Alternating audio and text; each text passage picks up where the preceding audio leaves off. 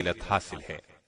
نبی اکرم صلی اللہ علیہ وسلم کا ارشاد ہے، ابو بکر جنت میں ہیں، عمر جنت میں ہیں، عثمان جنت میں ہیں، علی جنت میں ہیں، طلحہ جنت میں ہیں، زبیر جنت میں ہیں، عبد الرحمن بن عوف جنت میں ہیں، سعد بن ابی وقاص جنت میں ہیں، ابو عبیدہ بن جراح جنت میں ہیں، سعید بن زید جنت میں ہیں۔ اس حدیث کو ترمذی اور ابن ماجہ نے سیدنا عبد الرحمن بن عوف اور سیدنا سعید بن زید کے واسطے سے روایت کیا ہے۔ سیدنا زبیر بن عوام رضی اللہ عنہ کے حالات سناتے ہیں۔ سیدنا زبیر بن عوام نبی صلی اللہ علیہ وسلم کی ہجرت مدینہ سے قریباً 28 سال پہلے مکے میں پیدا ہوئے۔ ماں باپ نے نام زبیر رکھا۔ نبی صلی اللہ علیہ وسلم نے آپ کا یہی نام پسند فرمایا۔ کنیت ابو عبداللہ تھی۔ آپ کے بڑے بیٹے کا نام عبداللہ تھا۔ آپ کا تعلق قریش کی شاخ بنو اسد سے تھا۔ قریش کی مختلف شاخیں بنو اسد سے مشورے لیا کرتی تھیں۔ نبی صلی اللہ علیہ وسلم کی پہلی زوجہ محترمہ سیدہ خدیجہ بھی بنو اسد سے تھیں۔ سیدہ خدیجہ رضی اللہ عنہا سیدنا زبیر کی سگی پھوپھی تھیں۔ سیدنا زبیر کا نسب نامہ 5ویں پشت میں آپ صلی اللہ علیہ وسلم سے مل جاتا ہے۔ آپ کے والد عوام سیدہ خدیجہ کے بھائی تھے۔ انہوں نے اسلام کا زمانہ نہیں پایا اور زبیر کے بچپن ہی میں فوت ہو گئے تھے۔ آپ کی والدہ سیدہ صفیہ رسول اللہ صلی اللہ علیہ وسلم کی پھوپھی تھی۔ اس نسبت سے سیدنا زبیر نبی صلی اللہ علیہ وسلم کے پھوپھی زاد بھائی تھے۔ آپ نے نبوت کا اعلان کیا تو سیدہ صفیہ نے بہت جلد اسلام قبول کر لیا۔ بہت دانا اور بڑی بہادر خاتون تھی۔ اپنے بیٹی کی پرورش بہت اچھے انداز سے کی۔ انہیں اللہ کا ایک نڈر اور بہادر سپاہی بنایا۔ آپ ہجرت کر کے مدینے گئے تو والدہ بھی ساتھ تھیں۔ غزوہ احد میں ان کے بھائی سیدنا حمزہ شہید ہو گئے تو انہیں بہت صدمہ ہوا، لیکن انہوں نے صبر سے کام لیا۔ خندق کی لڑائی میں نبی صلی اللہ علیہ وسلم نے عورتوں اور بچوں کو انصار کے قلعے میں بھیج دیا تھا تاکہ یہودی انہیں نقصان نہ پہنچا سکیں۔ ایک دن ایک یہودی مسلمانوں کی جاسوسی کرنے کے لیے قلعے کی طرف آ نکلا۔ سیدہ صفیہ نے ایک لکڑی ہاتھ میں لی، قلعے سے باہر نکلی اور اس یہودی کے سر پر اس زور سے رسید کی کہ وہ وہیں ڈھیر ہو گیا۔ ہجرت کے 11ویں سال نبی صلی اللہ علیہ وسلم نے ان کے سامنے وفات پائی۔ یہ ان کی زندگی کا سب سے بڑا صدمہ تھا۔ انہوں نے سیدنا عمر فاروق کے زمانہ خلافت میں وفات پائی۔ اس وقت ان کی عمر 73 سال تھی۔ سیدنا زبیر بن عوام اور ان کی والدہ سیدہ صفیہ ابتدائی چند ماہ کے اندر ایمان لانے والوں میں شامل ہیں۔ آپ کی عمر اس وقت صرف 15 سال تھی۔ اسلام لانے سے پہلے بھی انہیں اپنے ماموزاد بھائی محمد صلی اللہ علیہ وسلم سے بہت محبت تھی۔ اسلام لانے پر تو رسول اللہ صلی اللہ علیہ وسلم سے آپ کی محبت اس قدر بڑھ گئی کہ نبی صلی اللہ علیہ وسلم پر ہر وقت اپنی جان نچھاور کرنے کے لیے تیار رہتے تھے۔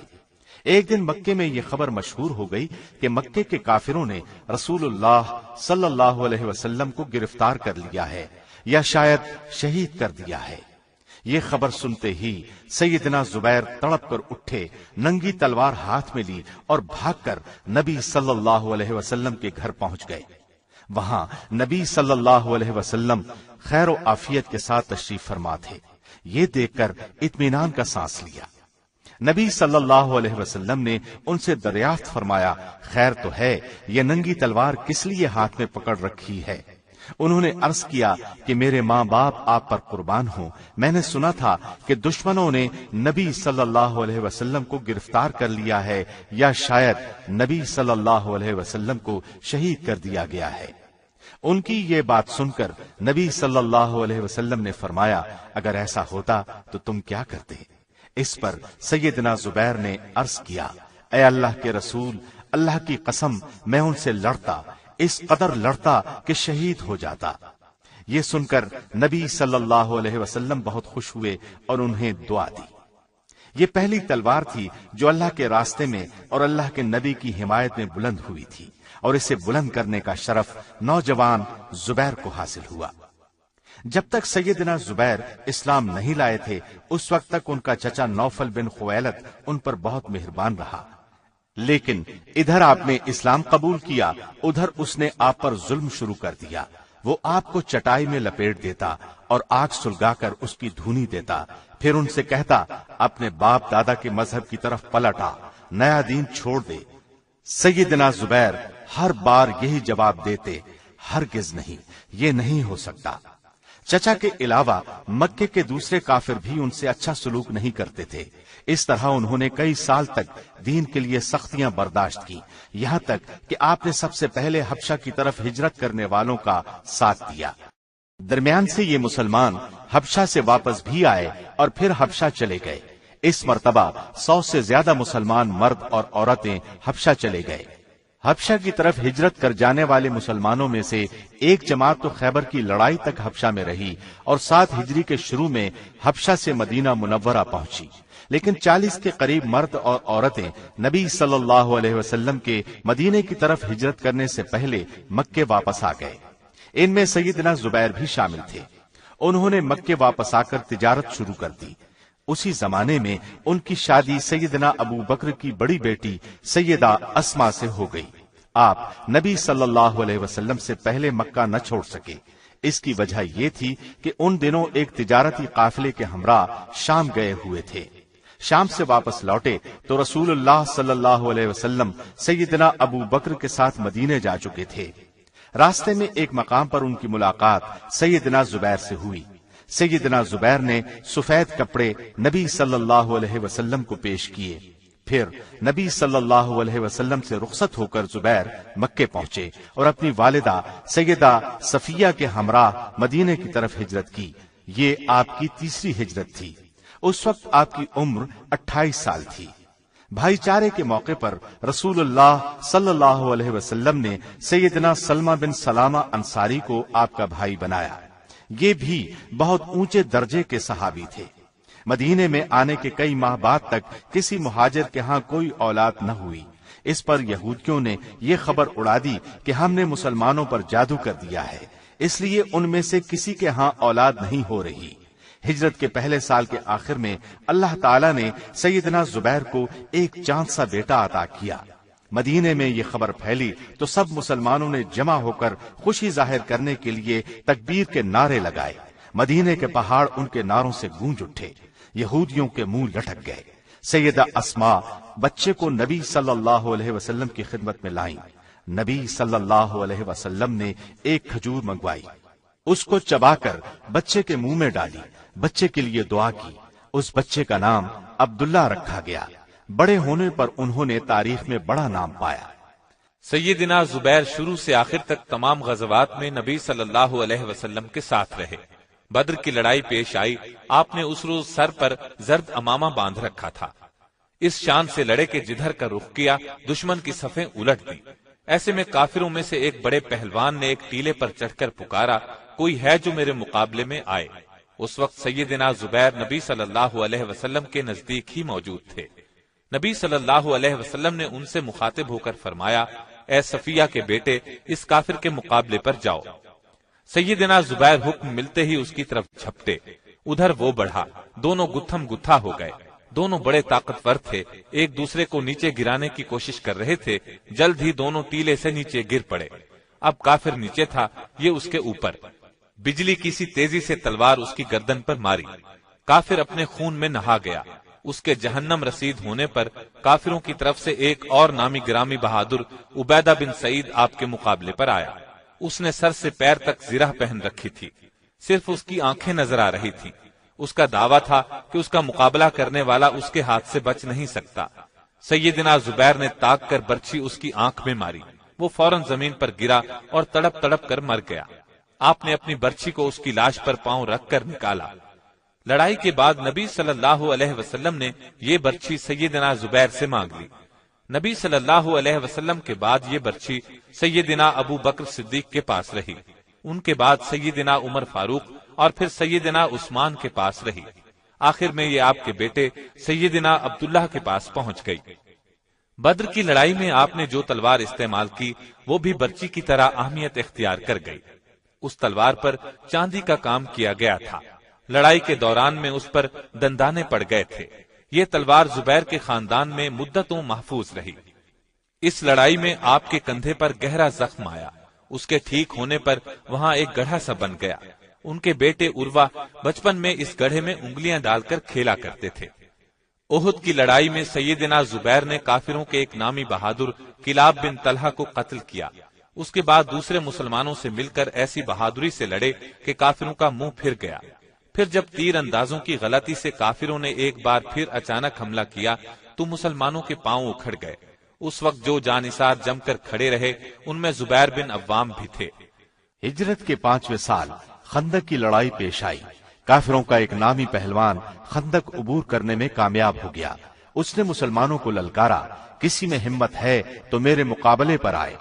سیدنا زبیر نے اس کی پکار سنی تو فوراً آگے بڑھے، تلوار کا ایک بھرپور وار اس پر کیا، وہ 2 ٹکڑے ہو کر زمین پر گر پڑا۔ اسی زمانے میں مدینے میں آباد یہودیوں کے ایک قبیلے بنو قریظہ نے غداری پر کمر باندھی۔ اس قبیلے کا مسلمانوں سے معاہدہ تھا کہ مدینے پر کسی دشمن نے حملہ کیا تو وہ مسلمانوں کے ساتھ مل کر اس کا مقابلہ کریں گے، لیکن جب دشمنوں نے حملہ کیا تو بنو قریظہ ان کے ساتھ مل گئے۔ نبی صلی اللہ علیہ وسلم کو ان کی غداری کی اطلاعات ملی تو انہوں نے فرمایا، بنو قریظہ کے ارادوں کے بارے میں کون صحیح خبر لائے گا؟ نبی صلی اللہ علیہ وسلم نے یہ سوال 3 بار پوچھا۔ ہر بار سیدنا زبیر نے اٹھ کر پرجوش انداز میں کہا، اے اللہ کے رسول، میں جاتا ہوں۔ اس وقت بنو قریظہ شرارت پر تلے ہوئے تھے۔ ان کے محلے میں جا کر ان کی ٹوہ لینا بہت خطرناک تھا۔ اس کام میں جان جانے کا خطرہ تھا، لیکن سیدنا زبیر نے جس جوش اور جذبے کے ساتھ خود کو پیش کیا، اس سے نبی صلی اللہ علیہ وسلم بہت خوش ہوئے اور انہوں نے فرمایا، ہر نبی کا ایک حواری ہوتا ہے، میرا حواری زبیر ہے۔ اس کے بعد سیدنا زبیر گھوڑے پر بیٹھ کر 2 یا 3 بار بنو قریظہ کی طرف گئے اور ان کے بارے میں کافی معلومات حاصل کر کے آپ صلی اللہ علیہ وسلم کو پہنچائیں۔ اس پر نبی صلی اللہ علیہ وسلم نے فرمایا، میرے ماں باپ تجھ پر قربان ہوں۔ اہل سیر کا بیان ہے کہ نبی صلی اللہ علیہ وسلم نے یہ الفاظ سیدنا زبیر بن عوام اور سیدنا سعد بن ابی وقاص کے سوا کسی اور کے لیے نہیں کہے۔ چنانچہ نبی صلی اللہ علیہ وسلم نے بنو قریظہ کو سزا دینے کا ارادہ فرمایا۔ اپنے جانثاروں کو ساتھ لے کر ان کا محاصرہ کیا۔ 15 دن کے محاصرے کے بعد انہوں نے ہتھیار ڈال دیے۔ ان میں سے لڑنے والے مردوں کو قتل کرایا گیا۔ جن یہودیوں کو موت کی سزا سنائی گئی ان یہودیوں کو حضرت علی اور سیدنا زبیر نے قتل کیا۔ ہجرت کے 6 سال صلح حدیبیہ ہوئی۔ اس سے پہلے بیعت رضوان ہوئی۔ 1400 صحابہ نے نبی صلی اللہ علیہ وسلم کے ہاتھ پر بیعت کی کہ عثمان کے خون کا بدلہ لیں گے۔ سیدنا زبیر بھی اس بیعت میں شریک ہوئے۔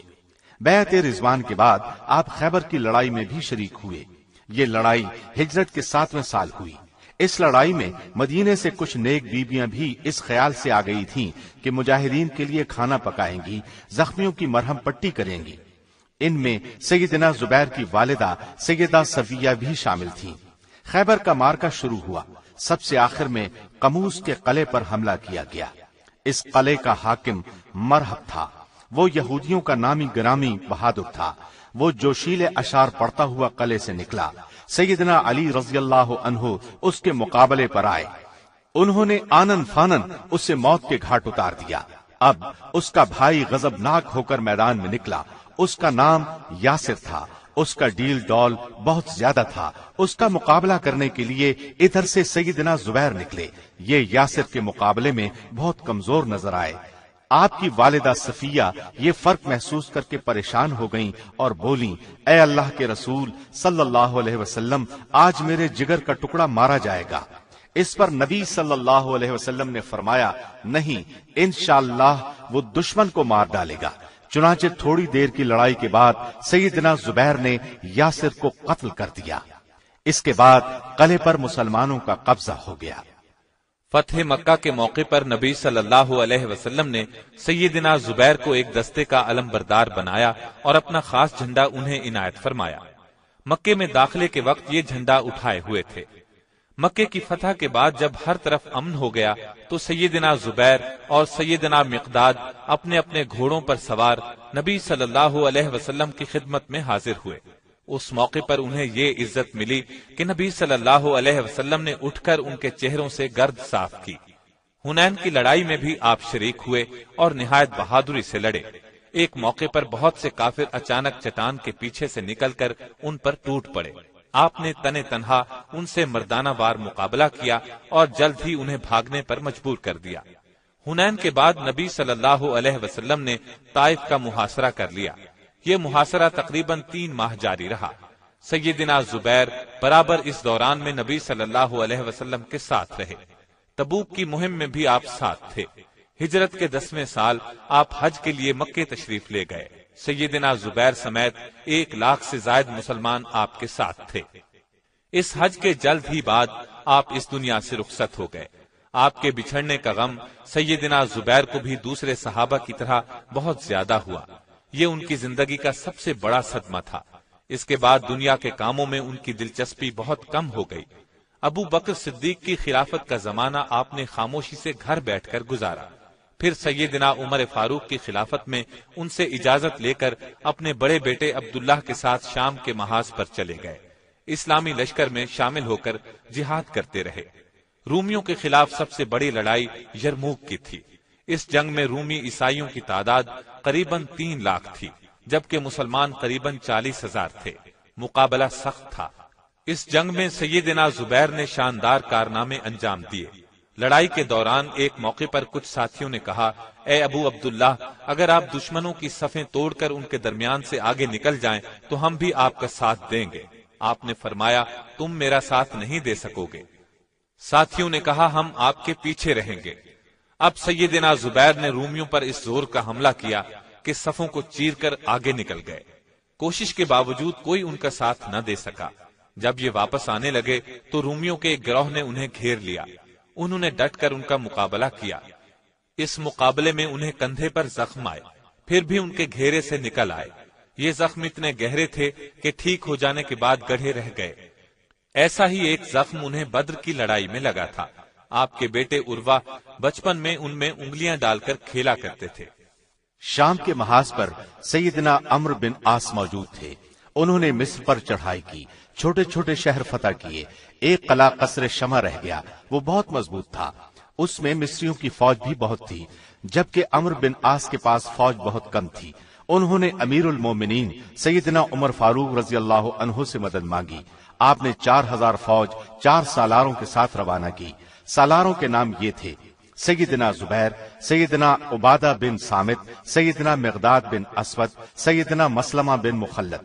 آپ نے عمرو بن عاص کو یہ خط بھی لکھا: ان سالاروں میں سے ہر سالار 1000 سوار کے برابر ہے، اس لیے اس فوج کو 8000 سمجھنا۔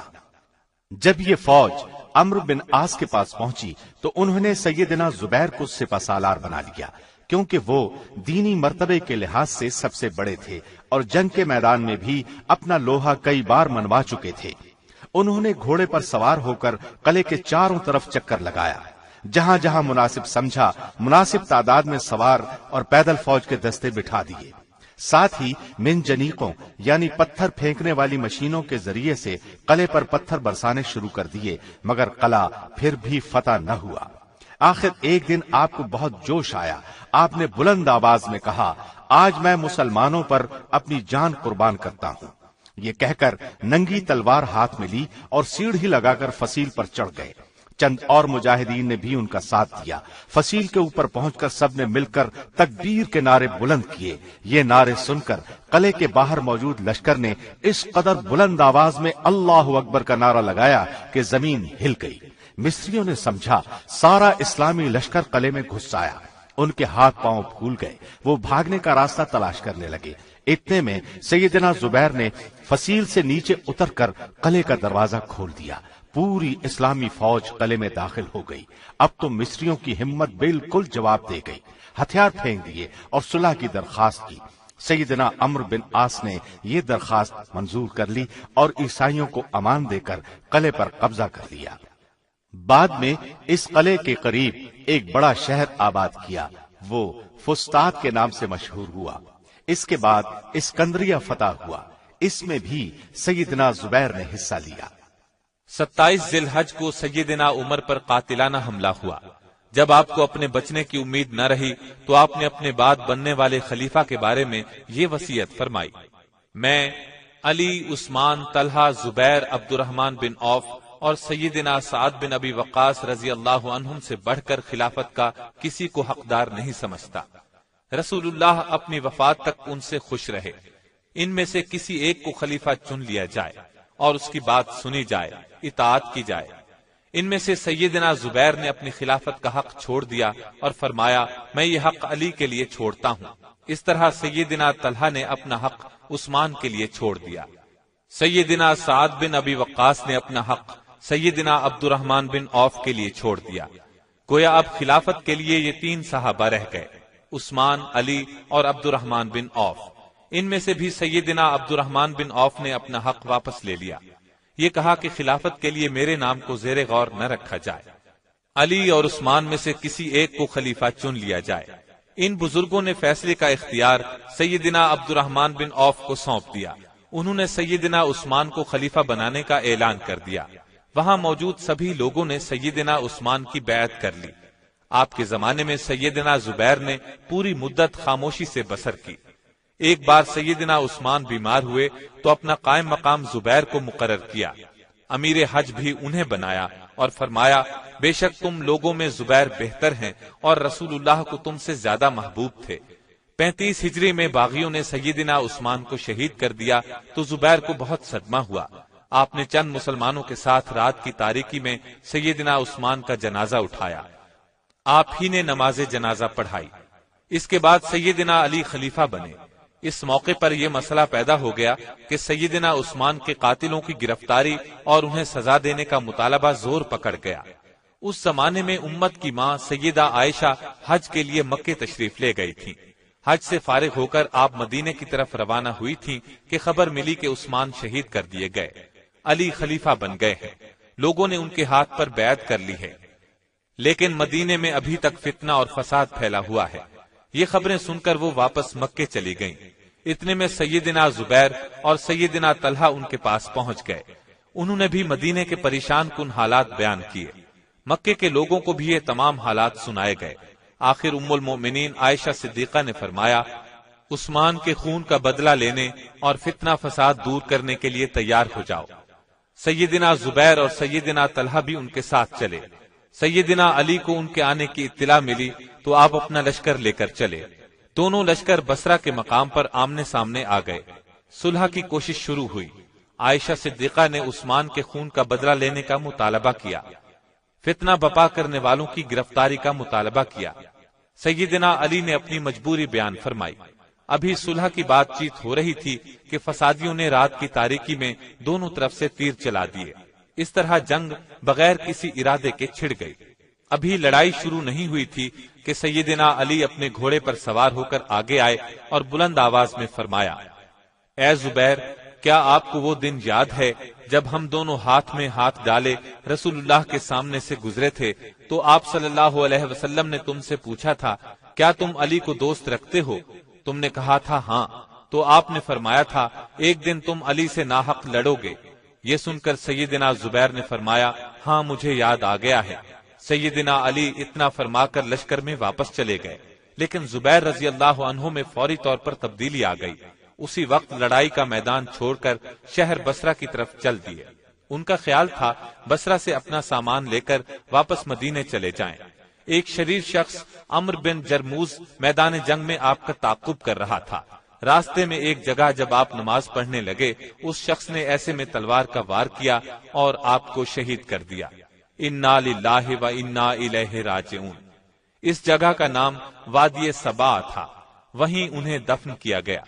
ابن جرموز کا خیال تھا کہ آپ کی شہادت کی خبر سن کر حضرت علی خوش ہوں گے، چنانچہ وہ زبیر شہید کی تلوار اور زرہ وغیرہ لے کر آپ کی خدمت میں حاضر ہوا اور آپ کو بتایا کہ اس نے زبیر کو قتل کر دیا ہے۔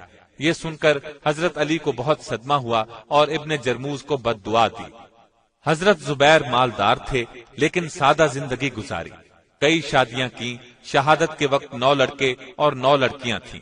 ان میں سے عبداللہ بن زبیر نے بہت شہرت پائی، اللہ سے بہت ڈرنے والے تھے، اخلاق حد درجے پاکیزہ تھا، دیانت اور امانت میں مشہور تھے، غضب کے بہادر تھے، شجاعت میں اپنا لوہا منوایا، بہت اچھے شاہ سوار تھے، سخاوت میں بھی کسی سے کم نہیں تھے، اپنی ضرورت پر دوسروں کو ترجیح دیتے تھے، اپنا زیادہ وقت رسول اللہ کی خدمت میں گزارتے تھے۔ سیدنا زبیر کو حضور صلی اللہ علیہ وسلم سے حد درجے محبت تھی، نبی صلی اللہ علیہ وسلم بھی آپ سے محبت کرتے تھے۔ سیدنا زبیر کو بھی دنیا ہی میں جنت کی خوشخبری نبوت کی زبان مبارک سے ملی۔ اللہ کی آپ پر ہزار ہا رحمتیں ہوں۔